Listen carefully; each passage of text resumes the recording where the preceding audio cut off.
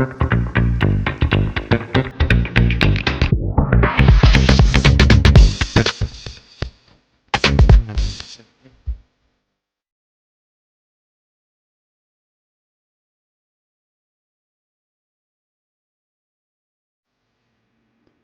may live over 5,000 miles from Lincoln Financial Field, but what we lack in proximity, we make up for in film study. And each and every week, we'll be bringing you in depth film breakdowns from across the pond and the Sooner State. Welcome to On the Shane page. I am your host, Shane Haff. You can follow me on Twitter at ShaneHaffNFL. And I'm joined by BGN's own film guru, Jonny Page. Give him a follow on Twitter at JohnnyPage9. Johnny, I don't know if you noticed this, but we already have 18 comments on YouTube, which is amazing. It feels good to give that intro about in-depth film study and it actually be true this week. But how are you doing, buddy? Yeah, if anyone was watching, they may have seen me start to laugh. It's because I saw this little 19 button pop up, and I was like, "We haven't gone live yet," and I forgot that we said we'd be half. We said we'd be half past. So yeah, sorry, gents. I'm a tiny bit under the weather, so hopefully my voice holds out. I've got my lemon tea ready to go in true style. Back to season. Of course, you get ill straight away. So yeah, I know I'm good. This was a really interesting game to break down. I'm gonna put like a little. What's the word? What's the word you say something at the start? Asterisk or whatever? Disclaimer. That's it. I think there are certain things that are going to annoy us quite a bit today, and there are certain things that we're really high on. And I think it's just like worth reiterating. It is week one. Teams can look totally different by the end of the season. Players won't change, and the scheme will relatively be the same, but it can be a completely different thing. I guess like what's our job is to break down what we saw. So just because we say something may not be good doesn't mean we think it's going to be bad all year. It doesn't mean this will be the scheme all year. Last year, week one, Vic Fangio was running spot drop cover 3. And by the end of the year, we looked nothing like that on defense. So I guess our job is to break down week one, and that's what we'll do. But just because we're saying things, it doesn't mean that's going to be right. That's it. If they're doing the same things in 4 weeks, then yeah, we might have a bit of a different conversation about certain things. But I enjoyed it immensely. To give you an idea, Shane, of how I experienced this game. So being from the UK, obviously, and with a little man, I got up at 5 a.m. after being woken up at 1 and 3 and desperately avoiding my phone not to check the score, which is quite an impressive talent. I've literally locked my phone, internet off, other room, like don't even think about it. But when you're up at 1 o'clock, you're like, I could just stay up now, but no. So I get up at 5 a.m. I roll downstairs, like coffee, sit there, right, half asleep, turn it on. Very first thing I watch is Ben Van Zoomen on the floor, and I'm like, great. Because I must admit, I'm half fast-forwarding special teams because I'm used to kickoffs being boring. And then Ben Van Zoomen's down, I'm like, what is going on? So I'm already a bit miserable, so I'm fast-forwarding a little bit. And then I see the refs come out, and I'm like, what's he doing? And I haven't listened to any of the commentary. I don't know what's going on. And I just hear Jalen Carter's been ejected. And I'm like, sorry, what is... It's like 2 minutes past 5. I've just watched Ben Van Zoomen clearly do something bad to his knee, and Jalen Carter's been kicked out of the game. I was like, can I go back to bed? Shall I just give up? Is that it? It was one of the worst 5 minutes to a start of the season. God knows what it was like experiencing it live online. There must have been absolute meltdown. Yeah. Absolute meltdown, because watching it at 5 a.m. was just utterly bizarre. I was like, am I dreaming? Am I awake? It was one of the weirdest things I've ever seen. I feel we're not going to talk about him today. I feel so bad for Ben Van Zoomen. Yeah. Like, professional athletes are paid well, and what can you say? He'll be taken care of this year. But to train all year and put so much of your body through something, and then just the first play, and working back, I feel for him so much because awful. He's been like a career special teamer. He carves out a role as a fullback last year and has a season-ending injury, works back from that, and first snap of the game. Not even a snap. I really think he had a role. Like, from a selfish point of view, I think he had a role this year, and I think he knew he had a role, and that must be so cool for someone at UDFA, linebacker turned fullback. We just never got to see what he can do as a fullback. It's what would have been a really weird story, a linebacker to fullback. Like, it would have been a big... And I feel like the NFL has no idea. We know as Eagles fans how interesting that storyline could be, because that's what sports are, they're storylines, and we just didn't get to experience it, and I hope we do one year. I'm gutted for him. But yeah, what can you say? It's part of pro sports. People get injured. I guess you have to move on. And the Eagles did not adapt this week. Let's put it that way. So they're going to have to adapt. Judging by the Eagles' scheme, the rest of the game, Ben Van Sumeren might have been the most important player on the offense. I don't know. Yeah. So the Eagles lost their most important offensive and defensive player before the first snap of the game. I say that, I mean, mostly in jest about the offense, but want to shout out a comment or two here before we get in. J-Rock says, nothing like getting a timely start to the new season. You guys know that, well, I'm going to throw Jonny under the bus. You guys know that Johnny's always going to be 10 minutes late to the stream. This was more than 10. Yeah. Just adjust your clocks accordingly. It'll be fine. Krabby says, don't worry, we started without you. We'll catch you up, which our Patreon community is awesome. These guys were doing the show before the show in the chat. So just a plug, come check out our Patreon, patreon.com/ontheshane page. If you enjoy this show, you'll love the content that we have there as well. But Jonny, let's dive into this because we both said let's make this an hour 10 if we can. Yeah. And I already know that that's not going to happen, but it's a good goal to have anyways. So let's dive in. And shall we mention how we do this, Shane, for new listeners? If there are people out there, hopefully, that found us this year. Yeah, so this show, we are going to be putting film clips up on the screen. And so, obviously, we love for you to download and listen to the podcast because that's part of the monetization, and the YouTube's not really monetized. However, this may best be viewed in video format. But if you want to listen to it on an audio platform, Jonny posts his film threads and calls out the play numbers that we're talking about. I post a specific film show thread with my 6 clip compilations. And so you can sort of follow those on your phone if you're listening on audio. You can watch it on YouTube if you would rather do that. I will say the audio is sometimes not the best on YouTube because Riverside won't let me mix audio live, and I can make the audio a lot better on the podcast platform. And so, of course, the best of both worlds is the Patreon, which gets the upgraded audio with the video completely ad-free as well. So you can choose to watch the show however you want. But for those of you that are new, if you're like, what does it mean when Jonny says play number 3? Well, it's on his Twitter, and you can listen, you can pull that up as kind of a companion as you go along. Yep, and also one of the things we do on Patreon as well is that, and we're very honest about this, you can't cover everything as NFL guy. Like, you just can't. You can't watch every single player. So what we do is we have other things on there where we can basically specialize. So we maybe don't hit the pass game in full every week because Shane does a pass game review on Patreon where he hits every single snap that Jalen Hurts takes, or whoever the quarterback is that week.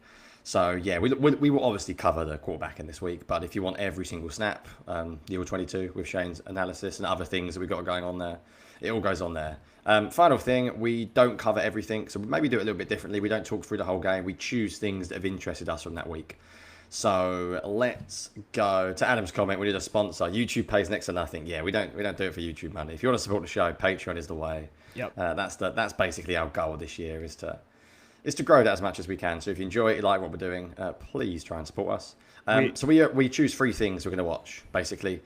We will obviously waffle about other things, but there's no way you can cover all 11 players every week. So should we begin with offense this week, Shane? Yeah, I was just going to mention, too, our basic goal is to have this podcast always available for free. Yeah.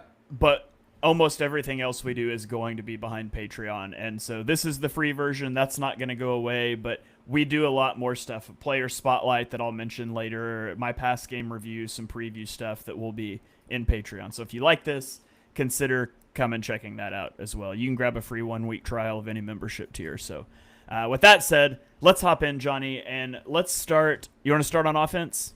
Yeah, let's start on offense. I think that has more. Actually, I don't know if it has more to talking points. Everything was interesting this week. It was a really cool game to watch, actually.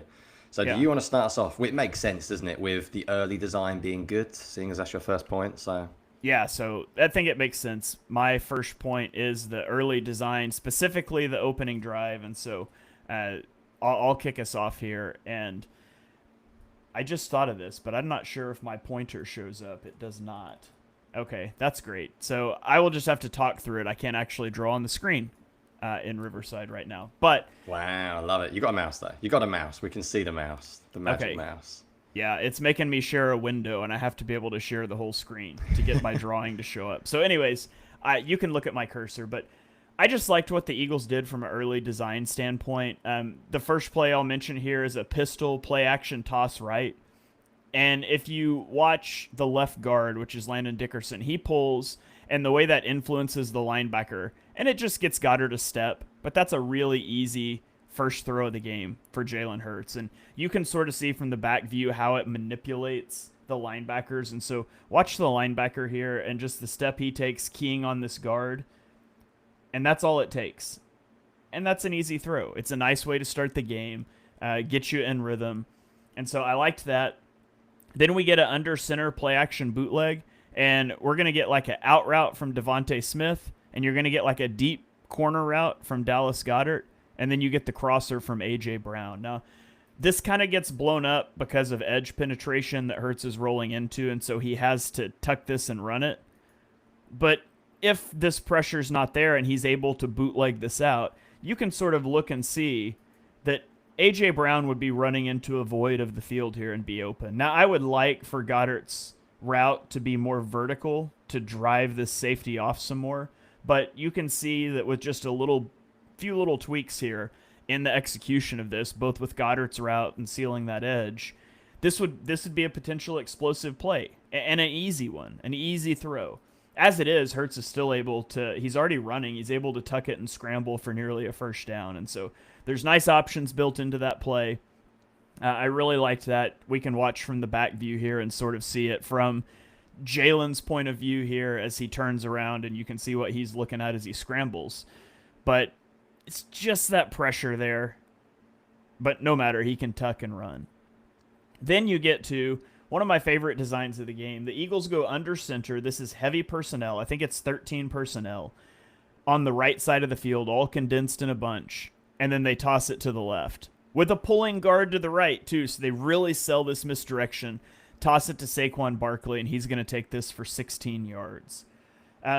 This is pretty much the only play from heavy personnel that worked, and more on that in my next point. But I really liked this, the way that you get all three tight ends on the right. You pull Landon Dickerson to the right. Everything's going right except the ball. And so I thought that was a nice little design. And then the final one I'll talk about is down near the end of the first drive. It's a little spin on the screen game. And so Will Shipley's in the game here. They motion Devontae Smith across the formation. And so you're changing the look on the defense, but you notice nobody moves with him really, right? There's not a lot of movement here. And so you've just generated a numbers advantage. And now you swing the ball out to Shipley, and you've got three guys to block two to get to the second level. And I just wanted to draw attention to Jahan Dotson. Watch the block he throws here. Boom, puts that guy on the ground. So you have three guys effectively blocking four guys downfield in the screen game. And so I really liked what they came out with. I'm going to get negative later, but I really liked the opening script, and so I'm hopeful that's something the Eagles can build on going forward. Yeah, I was about as excited as anyone on the first drive when they ran the first play, and then I saw the fake. Then I saw the pulling guard, and I was like, "Oh my god, I think we're cooking this year." I was like, Kellen Moore was a problem, and yeah, then it got a little bit ropey. I'll start positive as well. It's a new season. Let's start positive. I think, Shane, this was probably the cleanest game I've seen from Jalen Hurts, maybe ever. I know Super Bowl was obviously more explosive. I thought he was basically perfect in what he was asked to do. It's really funny yesterday. I had like an epiphany watching all of the NFL Red Zone, and you're seeing players like obviously Lamar and Josh Allen, in my opinion, are in a world of their own at the moment. I think even maybe more so than Mahomes and Burrow. I think there's almost like a tier 1B or whatever you want to call it at the moment. But you see a lot of people like Purdy making like 3 or 4 like throws. You're like, I saw Stafford make 2 yesterday, and you're like, oh my word, like I haven't seen Hurts make a throw like that in a while. But then I also see so many bad interceptions. There are so many poor plays, and Hurts just doesn't give them to you. Like the lack of turnovers over the past like 15 or 16 games are astounding. I wanted to talk, it's a bit of a niche point, but I'm going to get a bit negative later on, so I thought I'd say positive. I'm going to start with... Actually, let's start with positive, which was scrambling. You've already shown one clip, so I won't repeat the same clip. If you start with play 4 on my film thread, scrambling's a really weird thing. just in general, if you pause it pre-snap as well, Shane. Scrambling is almost like negative. Some people see it as a negative. They're like, but if you don't throw a touchdown, it's not the same if you run it because they could stop you in the future. And you're like, yeah, well, they could also stop you throwing it. Like, it's a bit of a like niche detail on who cares how you score. But for some reason, QBs are more valued when they throw for touchdowns. And I want to make this very clear because Hurts had 14 carries in this game and was a big part of the run game. But weirdly, only scrambling. He had basically no part of the run game at all outside of scrambling, which is something I have a huge issue with. But he barely took a shot. He could run this much every single week and be fully sustainably healthy. Like, he did not take hits in this game. He was so good at getting down. You turn on Red Zone and Daniel Jones is getting blown up after like 5 minutes into the season. And like, Hurts did not take hits like that. I imagine Matushpush are probably the biggest hits he took. He wanted to throw. This was not a quarterback that was one reading out. This was not like, look for a slant, no slant scramble. He was desperate to throw in this game. The design just didn't let him. And it was almost like, well, screw it, I'll do it by myself. So this was the first touchdown. And you can see how much he wants to throw. He's trying to hit Devontae Smith on an out.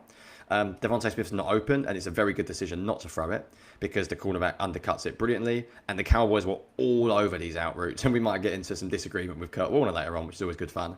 But after watching the film, Shane, I'm actually Team Shane.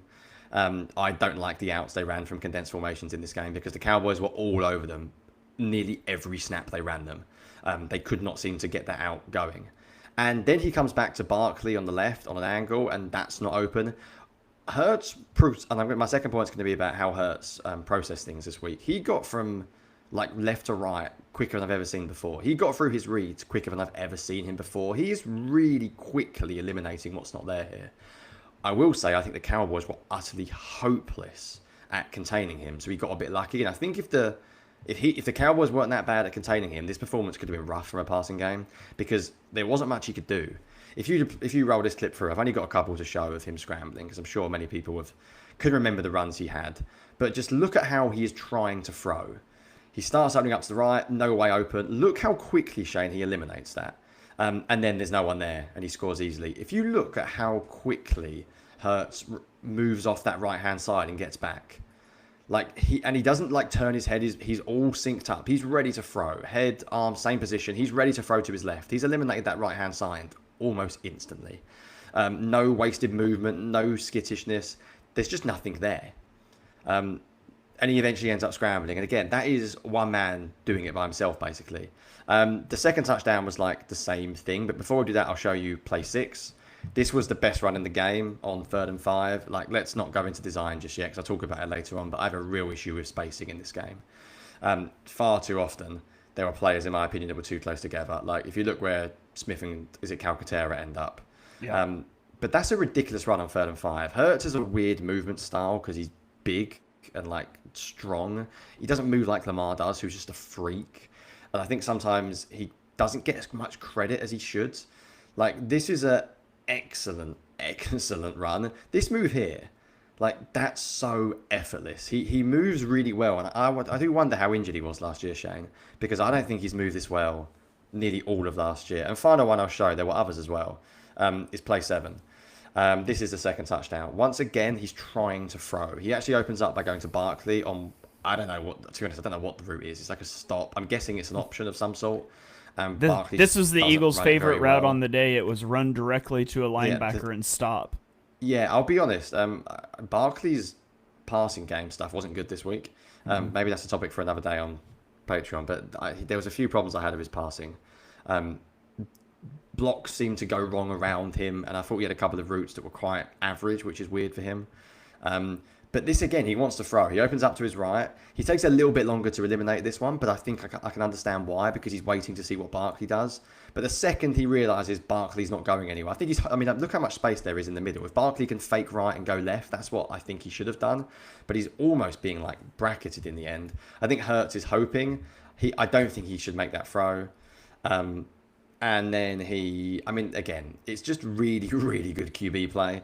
And it's the QB essentially bailing out the offense for not having a lot. And when we do our ranking shade and people talk about guys like Jared Goff and stuff, and the reason why I've always been pro mobile quarterbacks these days is you basically you're cooking with gas, aren't you? It's a cheat code. When things don't work, you can extend plays. And I think We'll talk about Hurts throwing later on, but from a rushing point of view, I think he was as strong as personally he's looked in a long time because he didn't have many runs from the running game. It was all extending plays. And yeah, he looked really calm. He looked really good doing it. So fingers crossed this year he's fully healthy. So my first point was on how effective he was as a scrambling quarterback. All right.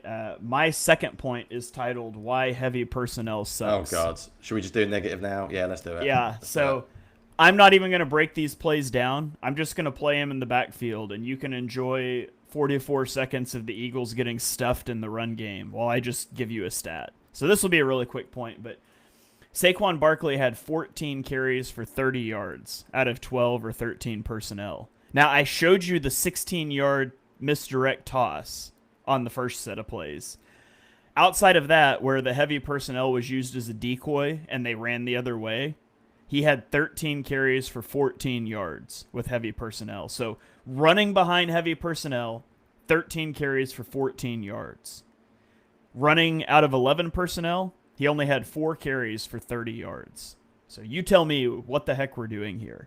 You have a tight end 2 that cannot block and a tight end 3 that's not much better. And then later in the game, you have a backup left guard in the game, and you just continue to get heavy and try to run right down the middle through the teeth of the defense into stacked boxes, not taking shots outside. Like, you watch other teams and what they did this weekend. Like, you watch the Bears get heavy on the goal line, or the Lions get heavy on the goal line and then run a play fake. And in the Bears case, it was a Fields bootleg for a touchdown. In the Lions case, it's an easy flip out for Jared Goff. Like, the Eagles just got heavy and ran behind bad blockers into stacked boxes. So get heavy to run misdirection, get heavy to run play action, get heavy and throw your shots outside the numbers. But to me, if you're heavy, you do that to take your shots downfield, and you go spread to run up the middle. And I'll talk about that more in my next point because I want to talk about empty. Oh, sorry, not the Bears. The Jets. Justin Fields is a bear in my head. The Jets is who I was talking about there. Or maybe I just had a premonition, and we'll see if Caleb Williams does the same thing tonight. If so, we're going to clip this and throw it up there. And I'll talk about empty and how the Eagles utilize that on my next point. But the Eagles' game plan offensively outside of the first drive really was awful, and a lot of it had to do with heavy personnel and condensing splits. Yeah, let's just call a spade a spade. I don't know if that's a British phrase as well. It is not. We do have playing cards Good. in the United States. Good. I don't like to criticize coaches very often. We always say that. They know what they're doing. They got this horribly wrong. And I've never felt so confident, Shane, about a point in my life that I know they got it wrong. I don't think there's any, I don't even think you can argue it. I am 99.9% convinced they've gone back into the meeting room this week and gone, what the hell happened in the second half? And I'm including Stoutland in that. I mean, you can just throw Tulo under the bus. The run game was atrocious. I've also got some stats as well.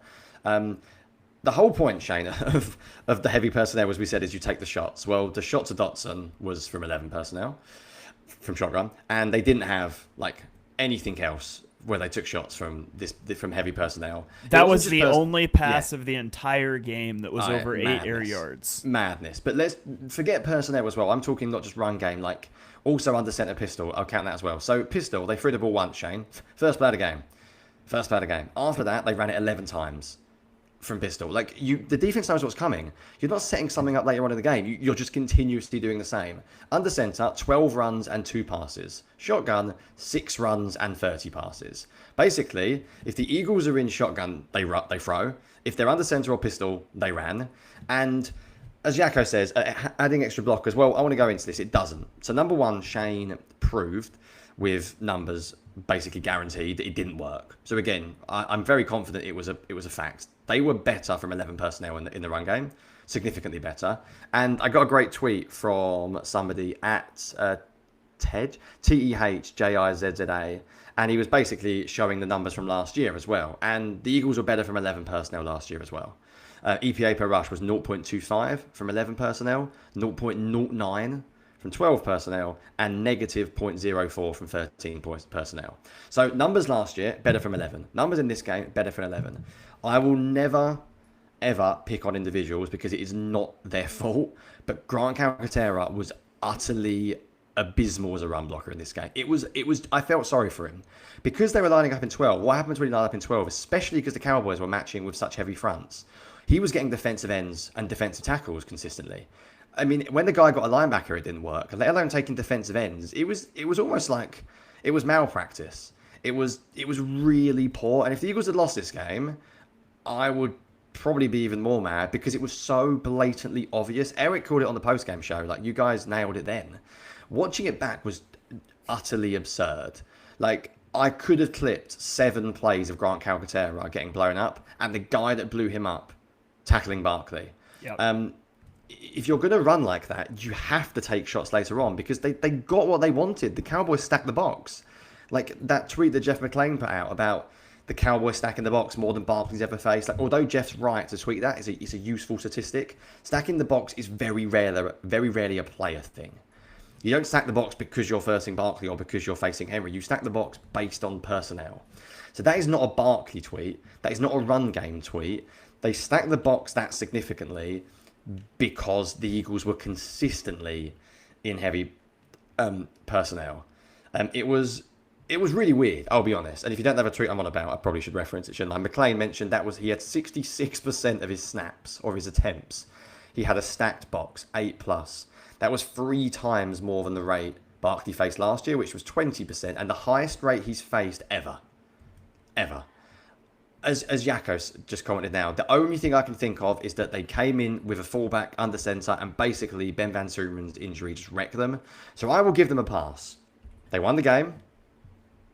They beat the Cowboys. They survived. But there is no way they can win with that run game all year. Like, if it would physically not work. Calcaterra has been an incredibly bad blocker for a number of years. It is utterly laughable that he is your tight end 2 if that is how you're going to play. And it's completely unfair on him as well, because all he's doing is blocking defensive ends and defensive tackles. A lot of people didn't mention this, but there were actually snaps as well that Calcaterra was tight end 1 and Goddard was off, whether that's an injury thing or a health thing, and they were still running at him. And I was like, this is madness.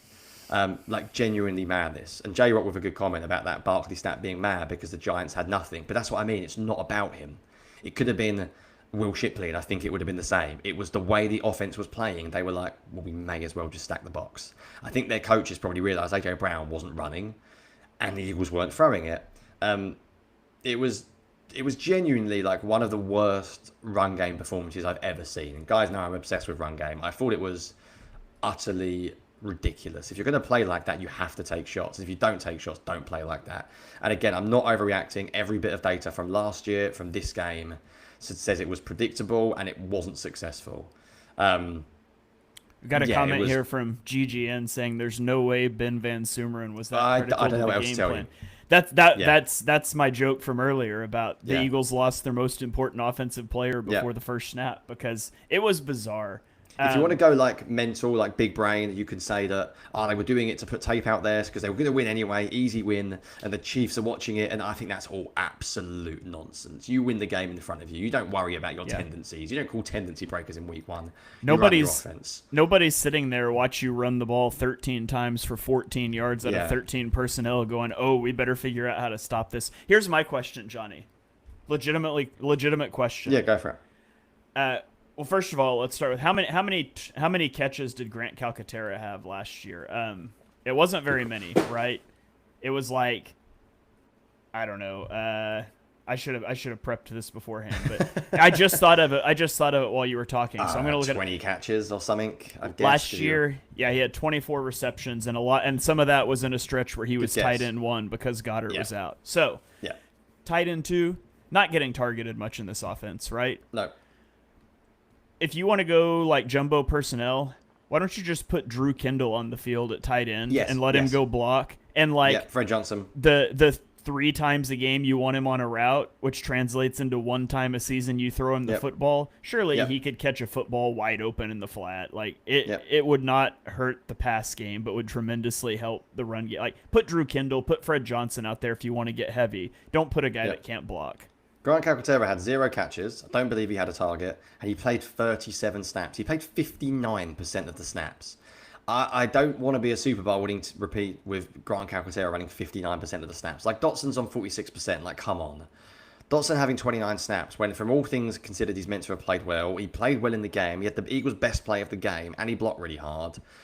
Like, I don't know. You've got John Mechie out there with 1 snap, who I think is a useful play. Like, go bigger. As you mentioned, go 11 personnel. If you really want to go 4 wide. Like, if you're desperate to go heavy, just go heavy. Play Fred Johnson. Like... or as you mentioned, maybe even Kendall. I mean, I'd go Johnson probably, but I really, really don't know what to say because there was nothing good about it. And the Eagles got away with a win, and they probably got lucky with how they structured their run game and heavy personnel. And we should stop moaning about it because I could spend hours talking about how bad it was. I recalled about 20 clips. I mean, I delete them down to like 15. I deleted 5 plays of Grant Calcaterra getting blown up in the run game because I was like, I can't post anymore. I've posted enough. The guy's blocking defensive tackles and defensive ends.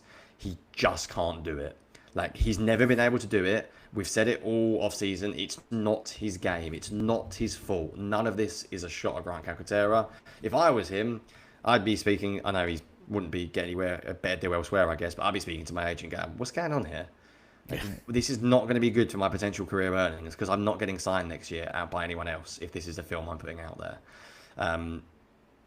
Yeah, I genuinely felt bad for him. Like, it was rough. But let's move on because the heavy stuff we could do forever. Yeah, we're now 31 minutes into a show God, that we said we'd minutes. spend 30 minutes on the offense, and we're only halfway through. So, right. What's your second point, Johnny? Yeah, seeing as we're moaning, let's just stay moaning for a second. To be honest, my second point was design, and I've already hit run game design. So I will just hit pass game design very briefly from a negative point of view, then I'll finish with a positive. There wasn't enough downfield shots at all. And I'm going to put a disclaimer out there. Start with play 5, if you don't mind, Shane. This is a big disclaimer that I just want the listeners, if you haven't seen this tweet, to watch AJ Brown.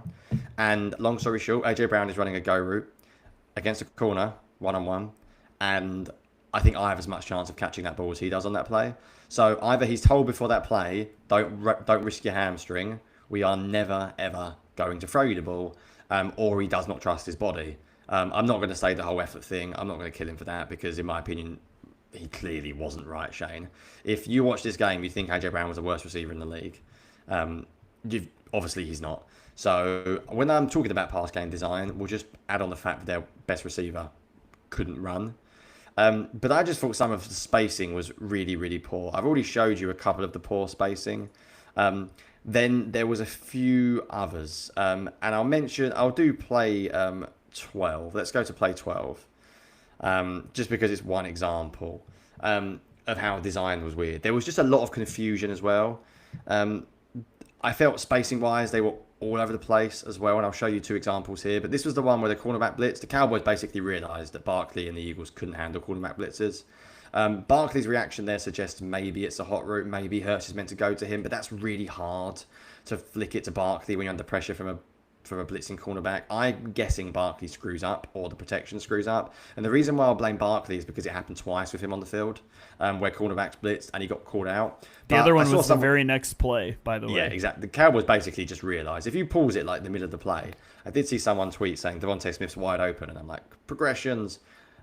He's really in the middle of the field here, so the out route doesn't count because essentially he's not looking there. He's going to the middle.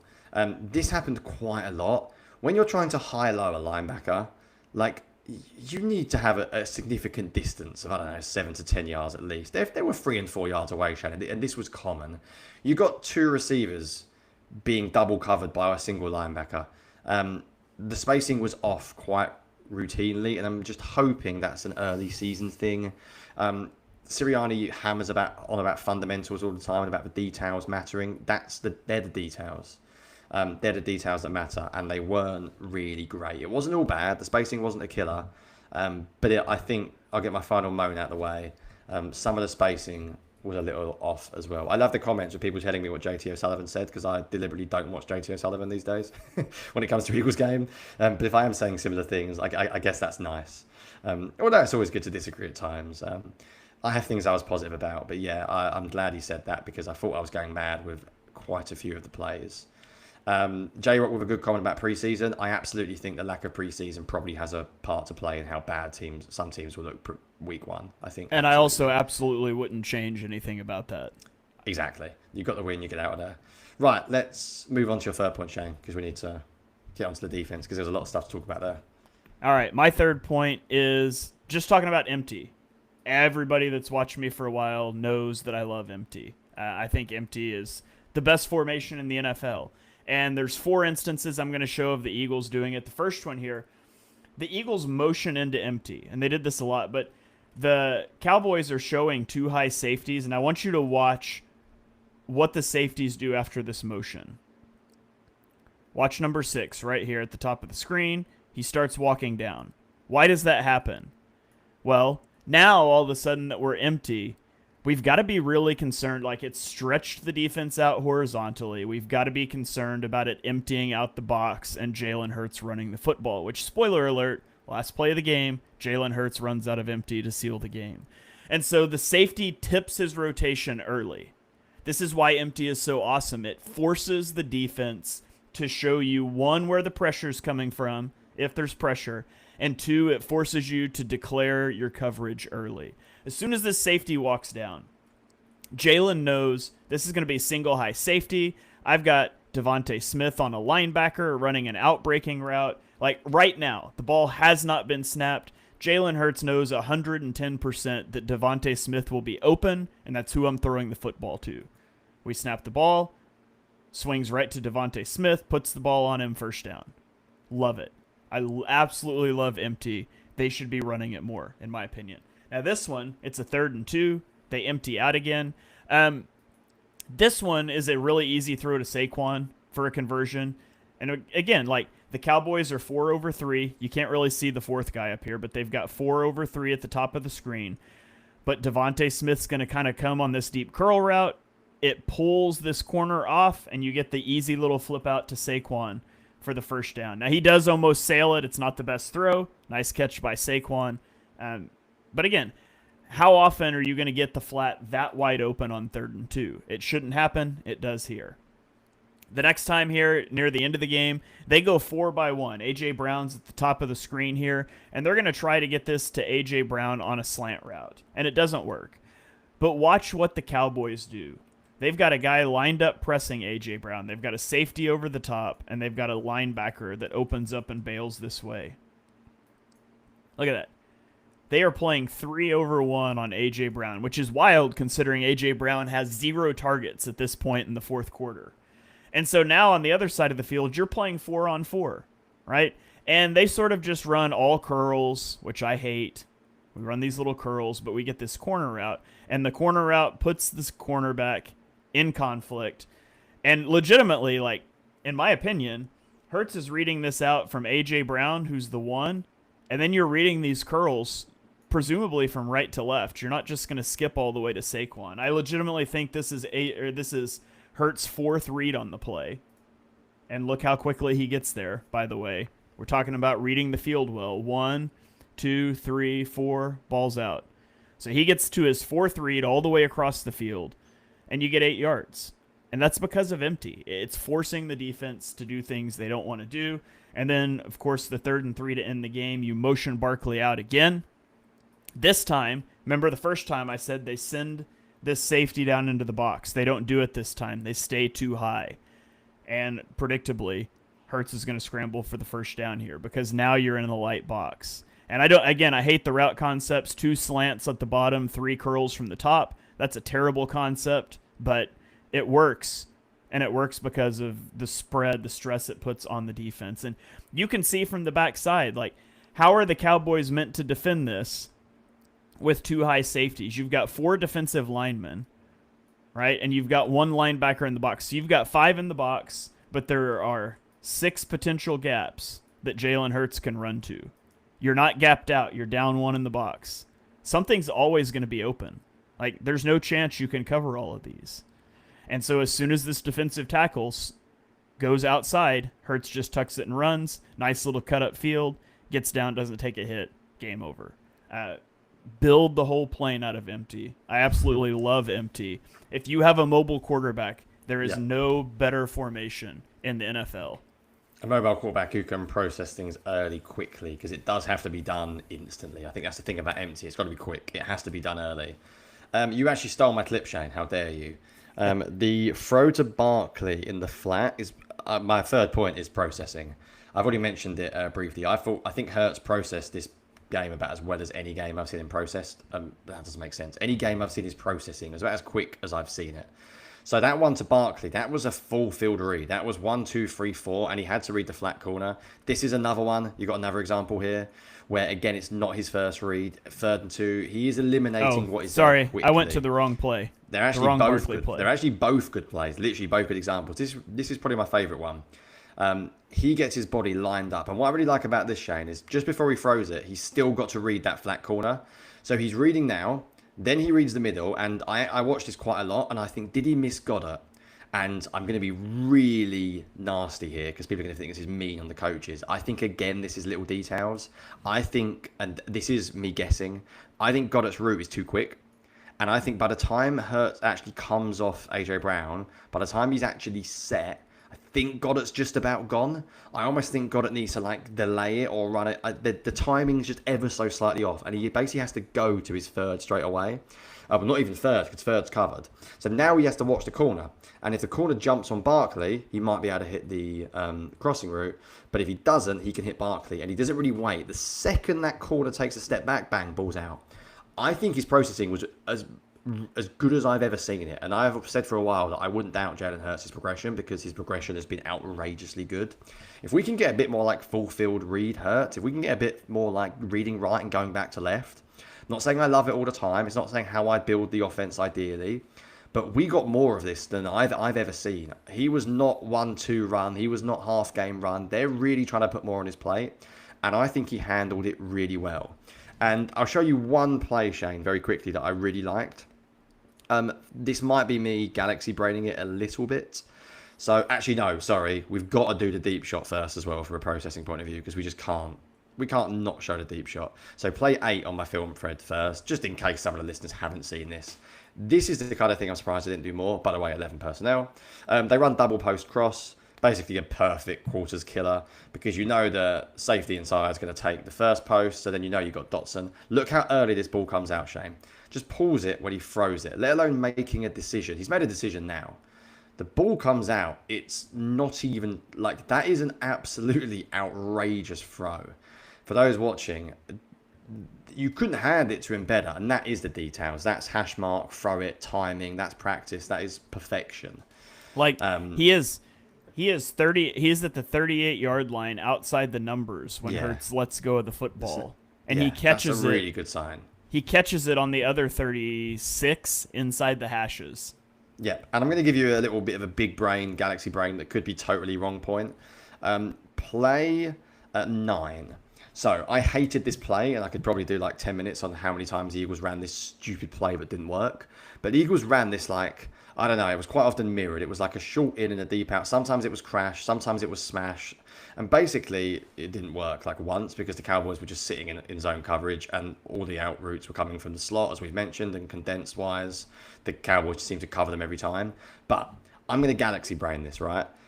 They ran this play twice, and Kurt Warner actually made me think about this because he tweeted you, double Kurt Warner reference on the show.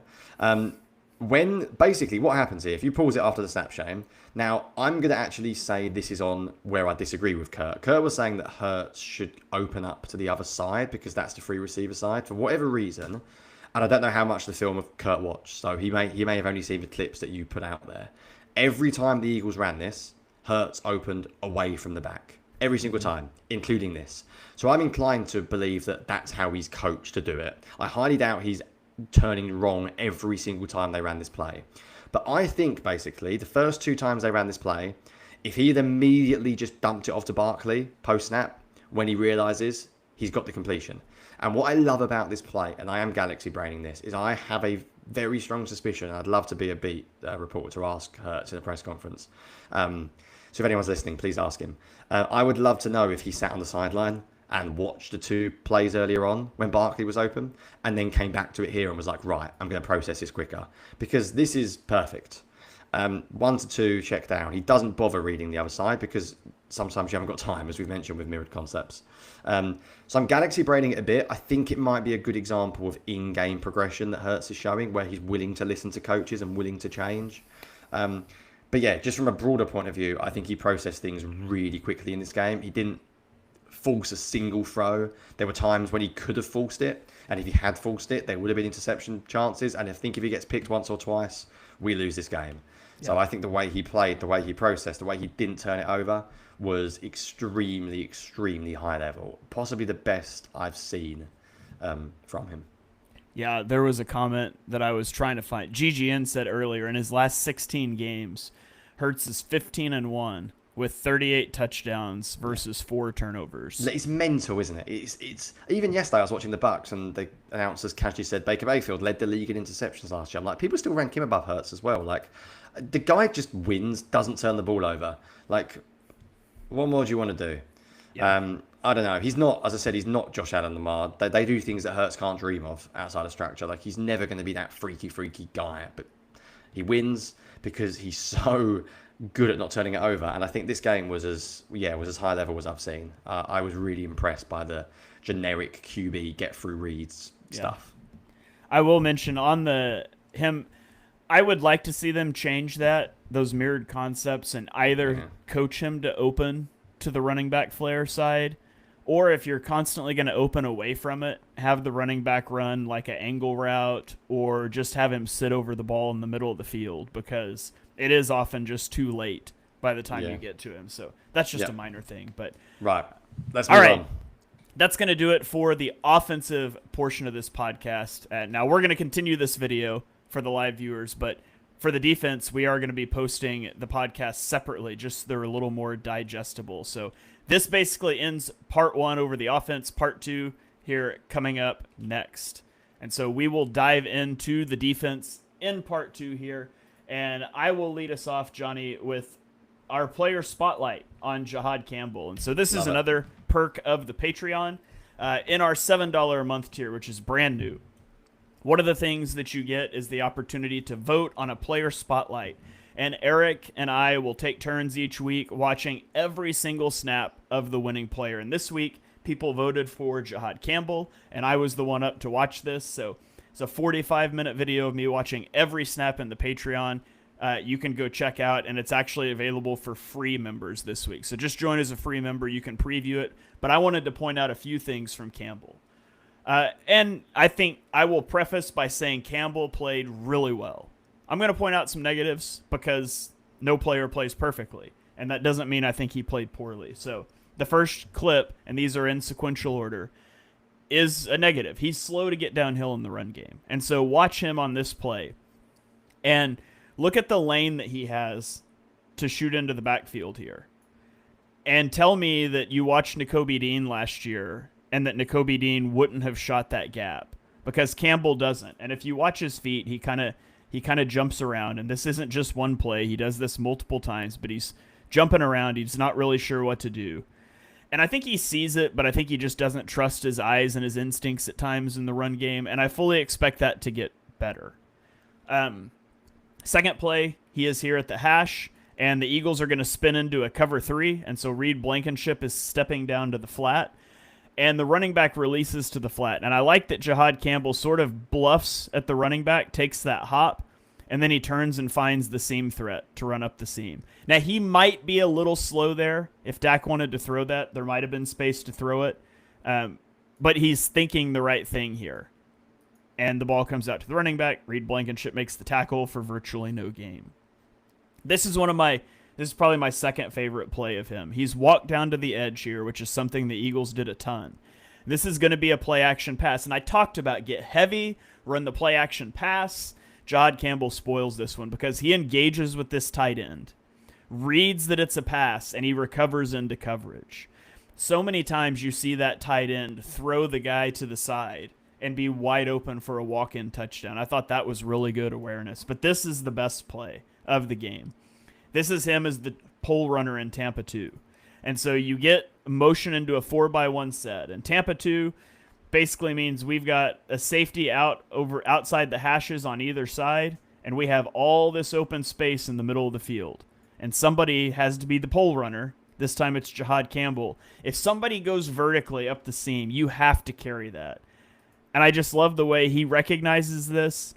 He dropped, like, this tight end is running full speed when he's even with Campbell, and Campbell drop steps and just chases him down and makes a perfect play on this ball. And Zack Baun is fired up because Zack Baun knows what an awesome play that is, and I just love that. And I showed this one from the back view too.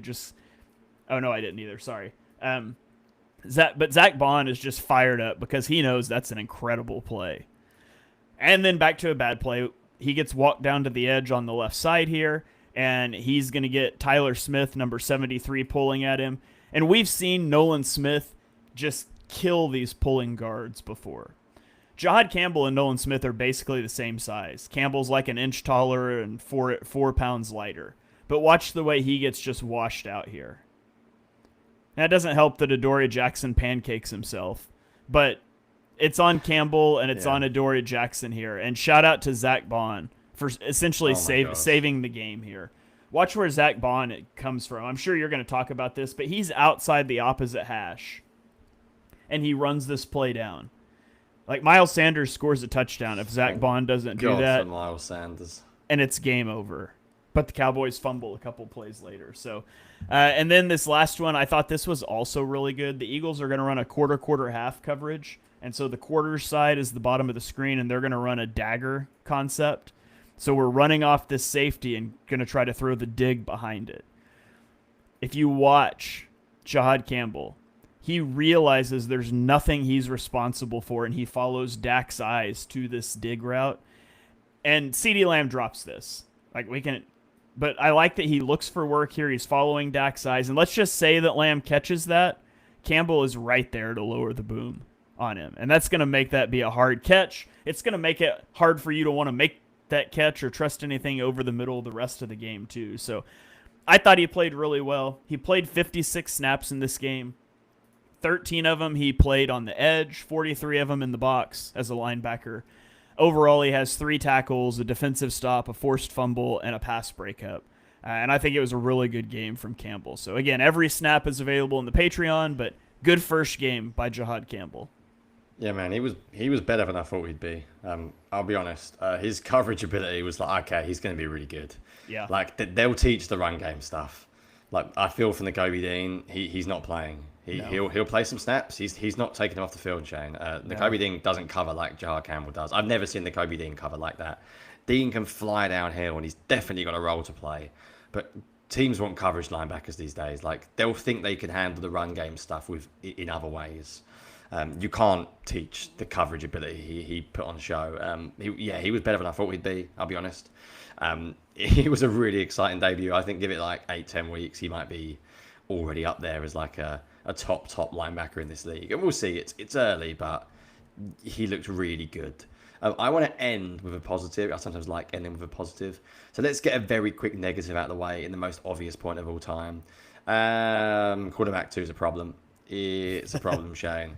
Bennett didn't play very much, and when he did, he got beat, twice, pass interference once. At least he competed, so I'd probably give him a chance. Adoree Jackson wasn't there.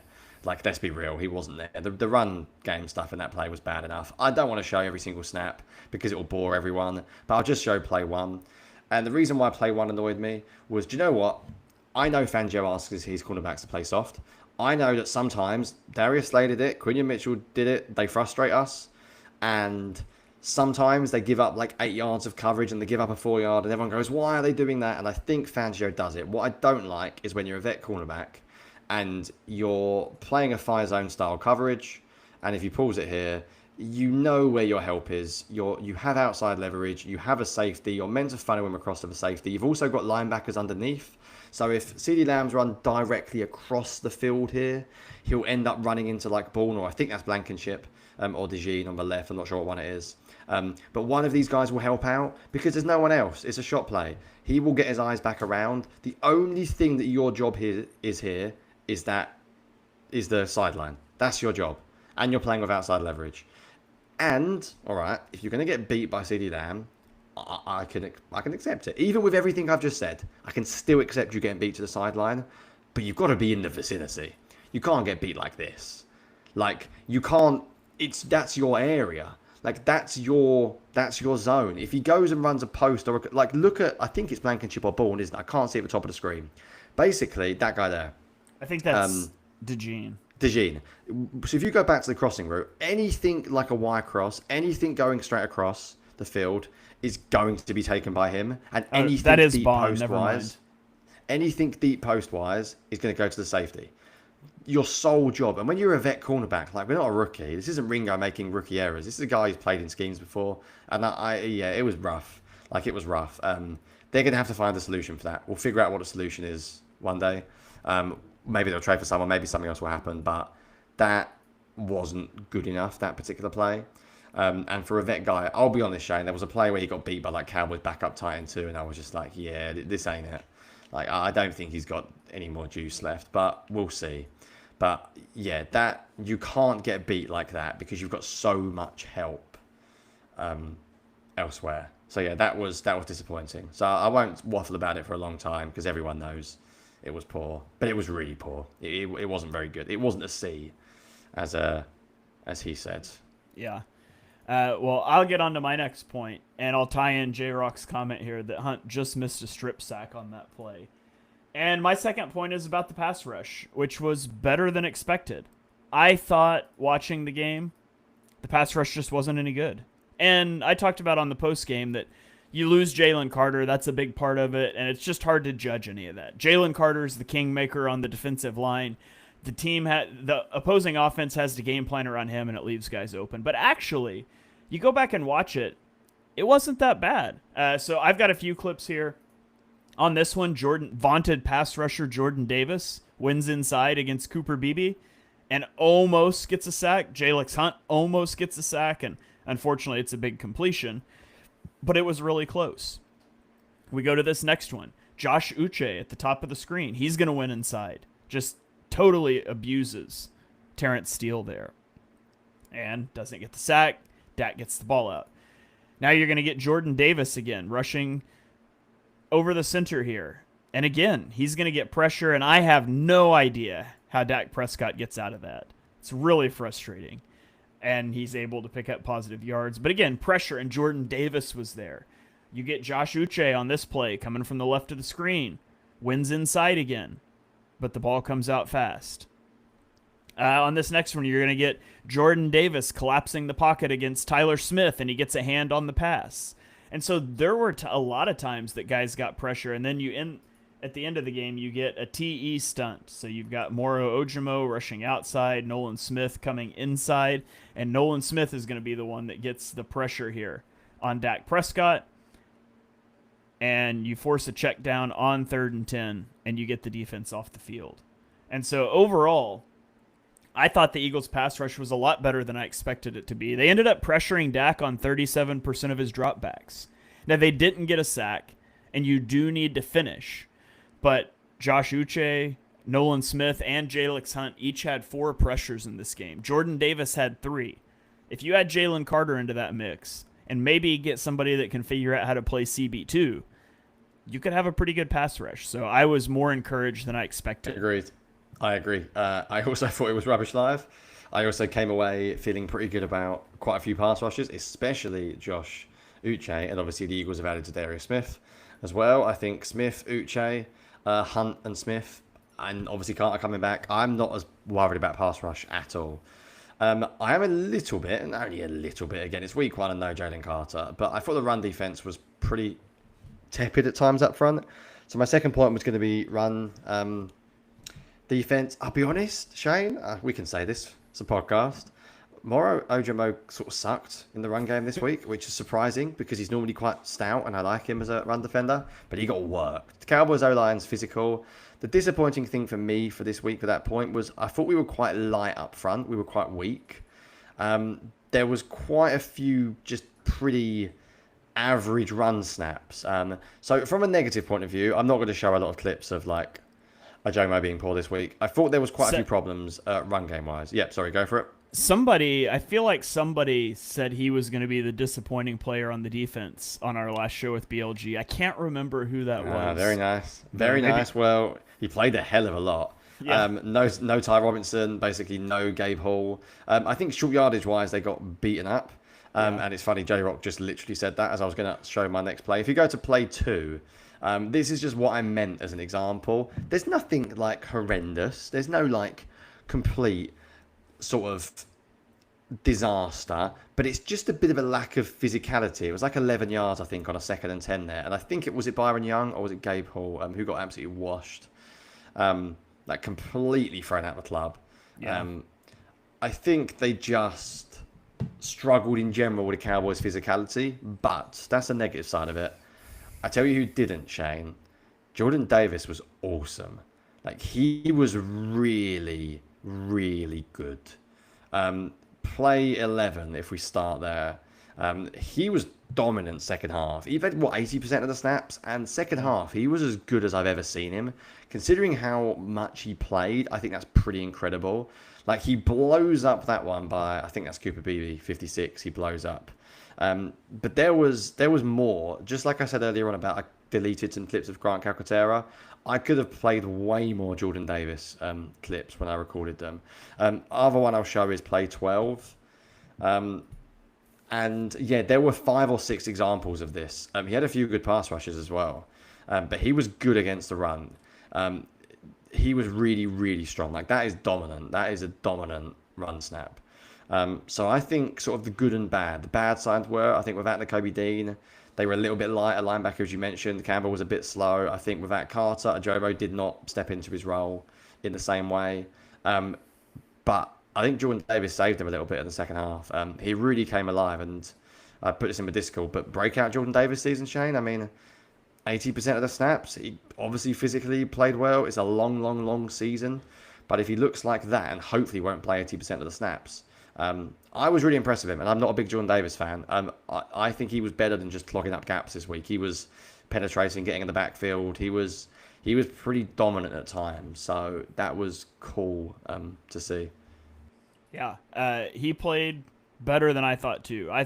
I knew the run defense wasn't great, and I thought on regular watch that I said on the postgame show I think it was a bigger Jalen Carter being gone was a bigger part of it than Jordan Davis. But I actually thought Jordan Davis was good. It's just the trickle down effect of Carter's off, Davis is on a ton, and now you're getting guys like Byron Young playing significant snaps, and he's just not ready for that. So I expect that to be a lot better with Carter back, and I'm really excited to see what the pass rush and run defense will look like next week against the Chiefs. Yeah, Carter being back is going to make a big difference. Yeah. Right, let's close us off, Shane. Do you want to... Because then I get to end on a real positive, so you can bring us home with your final point. And this is... If you didn't take this, I was going to take this. I knew one of us would. This was a fascinating thing what the Eagles did this week. So talk to the people. Yeah, so as much as Vic Fangio runs split field coverages, it is nearly always quarters. It's quarter, half. Fangio basically never plays cover 2, like ever. And yet in this game, there was a particular drive where Fangio ran cover 2 3 times in like the span of 6 plays. And it's just interesting. Is that a week 1 anomaly? Is it something they're going to start to do? And you've seen one of these plays already. The first one is the Jihad Campbell play. So I won't break it down much, but Jihad Campbell runs up the middle of the field, makes the great pass breakup. Awesome stuff. You get a little later in the same drive. Now it's Zack Baun's turn. We're again going to have cover 2. Zack Baun is operating in the middle of the field. And I love that the tight end actually tries to get him with like a little stick nod. And he's just right there on it. Boom, breaks up the pass in the end zone. Great stuff by Zack Baun. And then they run it again on 3rd and 22. And I suppose that's fine to call this on 3rd and 22. And they actually drop 8 into coverage here. But I think one of these guys, I think Baun or Campbell messes up here, if I'm being honest. Because there's no way on 3rd and 22, you've got to get to the 1 yard line for a first down, that they are both meant to stay underneath and allow Andrew Makuba one-on-one with a tight end up the seam. Like, one of these guys should be dropping here. So I don't know who messes up, but there's no way that's the way this was designed.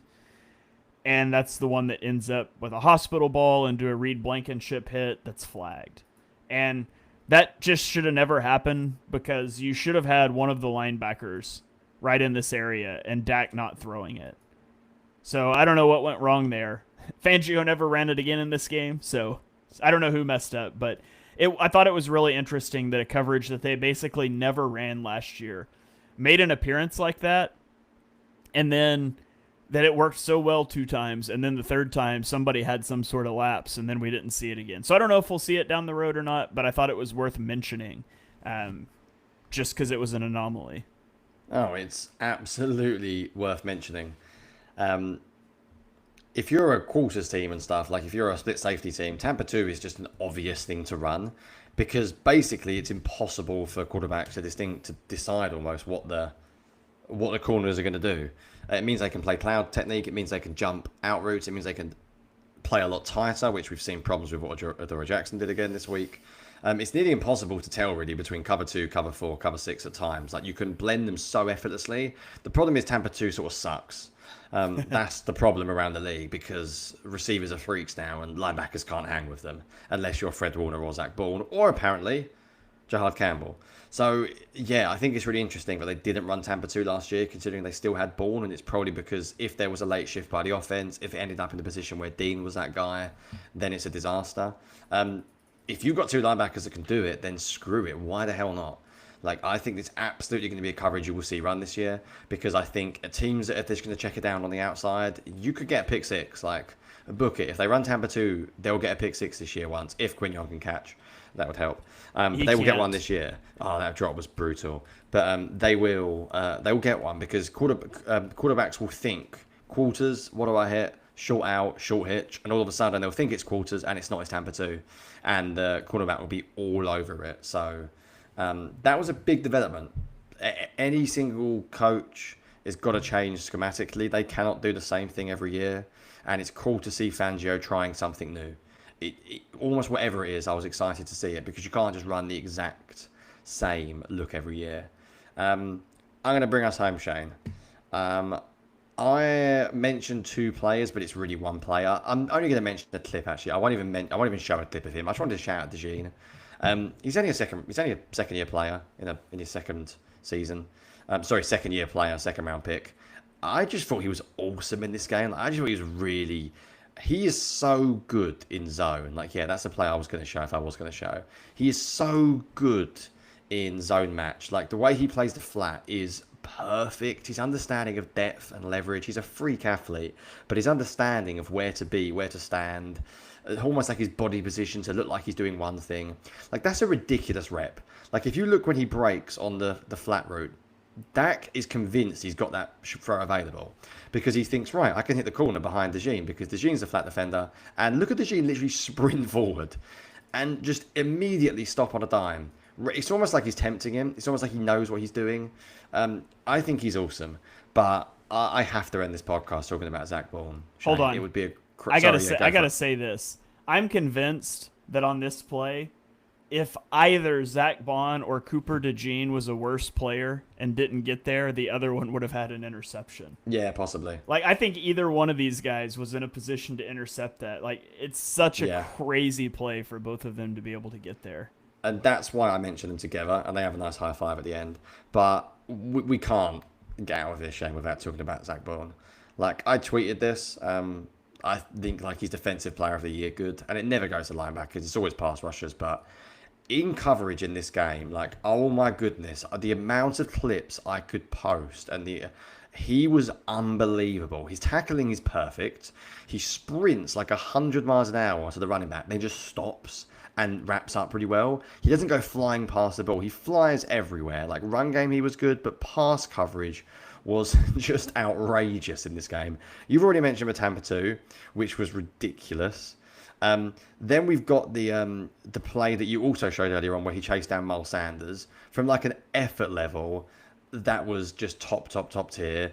Then we've got the play that we just mentioned there as well. Like, I think I've actually already shown all of the plays that I was going to show because that last one was the one I was going to end with. So we've actually covered all of them, so I don't need to share anything new. But just in zone coverage, how good he was in this game was genuinely ridiculous. Like, last year was good. I think this year was every bit as good as I remembered. And you think, right, maybe he's going to be a 1-year freak. He's not.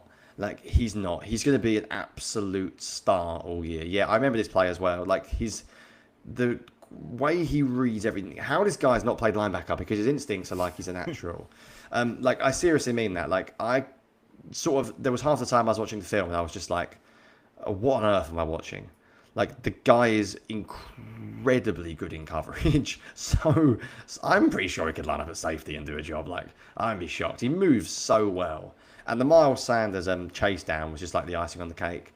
Like, that's a running back. It's a touchdown. That's a touchdown. And explosive plays win football games. And then they end up getting the fumble plays later. We're incredibly lucky to have him. He will go down in the Eagles as one of the best free agency signings, like, ever. Just an awesome player. And I don't actually think, Shan, we spoke about it enough. So let's just show that play once again with DeJean doing DeJean things. Just because we spoke about DeJean playing the flat. Zack Baun isn't playing the flat. He's playing the hook curl. He's in the middle of the pitch, or field, I should say. Sorry, lingo. And he manages to break. Number? 14, I think it was. The one that you've shown already. He manages to get there on the corner. Like, this is ridiculous. Look at his position. He's playing nearly like on the Eagles logo, and he's breaking up a corner route. There's no linebackers, maybe Fred Warner, as I mentioned, who can play this. Like, he's just so good instinctively, and he's so athletically good. One of the great performances you can watch of a linebacker in coverage. Like, if you're interested in watching someone in coverage, just go and watch every snap and watch Baun. It's almost ridiculous how good he is already. As I said, defensive player of the year is not an exaggeration. Freak in coverage, freak athlete, instinctively freak. Just, like a top performance from Baun. I drew a dot where he started this play. It's ridiculous. It's insane. I doubt Dak even reads him. I doubt Dak even considers him. Like, you're reading Cuba DeJean, you're reading the quarterback. Who reads Shame? And they're running like a sort of like a variation of this. I guess, I don't know what you call it. What is it? Post in and out. Sort of like a 3-level stretch, but then they bring in the guy coming in rather than running out. But basically, you're reading the flat and the deep cornerback, aren't you? That out route, you don't consider the linebacker in a hook curl. No. Who throws a corner route and reads the linebacker in a hook curl? Like, he's not making it, not in zone.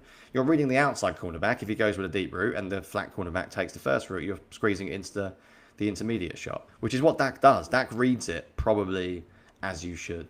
But yeah, just honestly, it's so good, and fun to watch as well. He's so much fun to watch on film. When I did my linebacker rankings this offseason, I had him at number 2 behind Fred Warner, because he'd only done it for a year. You know, I need to see him do it for a second year. I'm ready to flip that. Like, yep. He did it in game 1. He was every bit as good as he was down the stretch last year. It's truly insane that a guy who in his press conference said, "I'm just excited to get to rush the passer again," is now like the best linebacker in the NFL. Makes no sense. But I'm just so glad he's here. That's all I can say. All right. Well, that is going to about do it for this episode. Thank you to everyone that tuned in live, everybody that's listening on the podcast feed later. Remember, if you enjoy this show, we have a lot of exclusive content in our Patreon. Every week, Eagles Eric is going to be writing a preview piece. Jonny is going to be doing a preview film watch-along of previous opponents, so he'll be watching the Chiefs this week to talk about matchups with the Eagles. Every week you'll get my All-22 pass game review. You'll get a player spotlight. Every snap of a player that you vote for, Eric or I will watch, and then you get a better audio-video version of this show as well once it gets through editing and things. So if you enjoy our work, please consider coming and checking that out. You can grab a free 1-week trial, and that's not even mentioning, by the way, the Discord, which is probably the biggest perk of it all. We've got a community of awesome Eagles fans, and Jonny and Eric and I try to hang out in there and talk as much as we can as well. So come hang out. We've got a $3, $5, and $7 a month tier with free 1-week memberships for each of them. we'd love to see you over there. Jonny, anything that you want to shout out before we get out of here?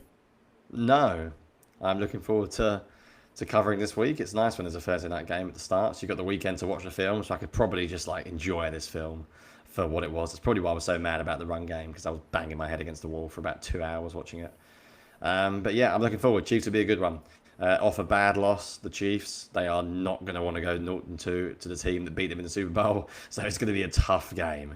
The Eagles are going to have to play better than they did on offense this week from a schematic point of view to win that one.